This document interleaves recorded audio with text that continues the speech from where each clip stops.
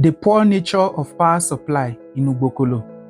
If you are from Ugbokolo, share this video to reach the appropriate places and persons concerned. A friend of mine posted a meme. When God said, "Let there be light," Ugbokolo was not present at the gathering, and he posted a dark picture with the meme, which is not far from the truth.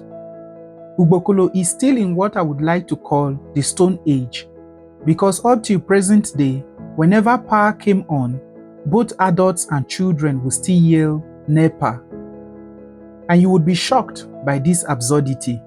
Wherever people were, whatever they were doing, they would rush down home to plug their devices, or welders rushing to their workshops, or drink sellers filling their freezers with drinks.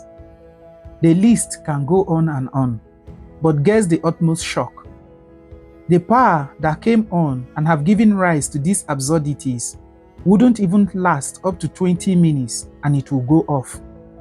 And only God knows when it will come back on. Now, here is the kicker.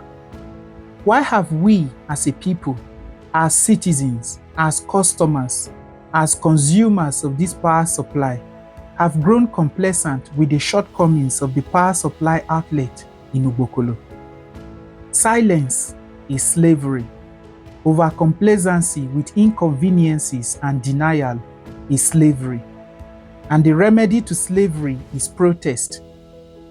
I wouldn't want to use the word revolution because it comes with so many baggages, violence, but revolution doesn't necessarily mean violence, but refusal to undue conformity, refusal from not accepting less than what is expected, at least at a moderate rate.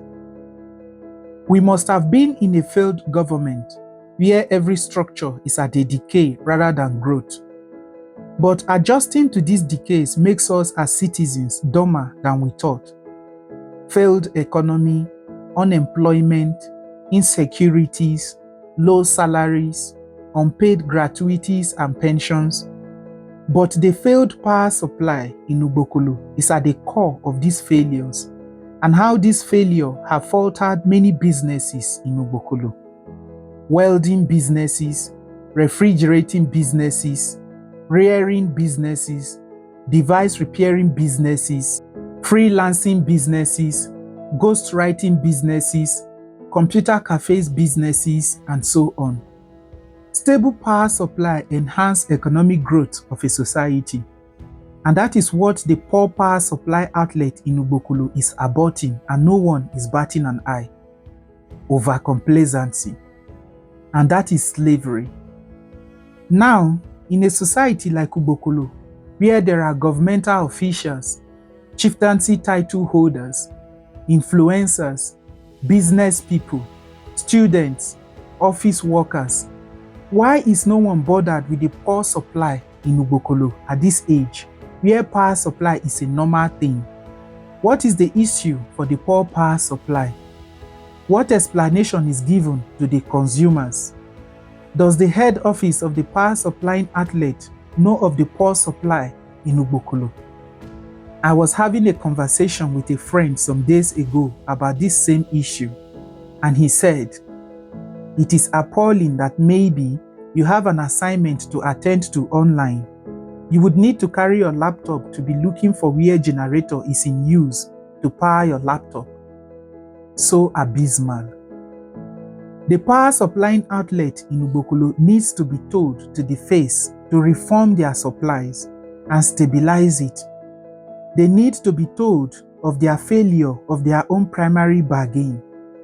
If not until what needs to be said is said, what needs to be done is done, Ugbokolo can never improve economically or otherwise. If towns like Otukpo, Onwe, Ikpayongo can have constant power supply, how much more Ugbokolo, that has a higher institution, produced high-profile government officials, have chieftaincy title holders, have the market producing large quantities of garri every 4 market days, not have constant power supply? Maybe Ugbokolo was truly absent when God said, "Let there be light." But now, I guess we should make Ugbokolo present by saying it, by putting in actions. PHCN, give Ugbokolo constant power supply and nothing less. Peace.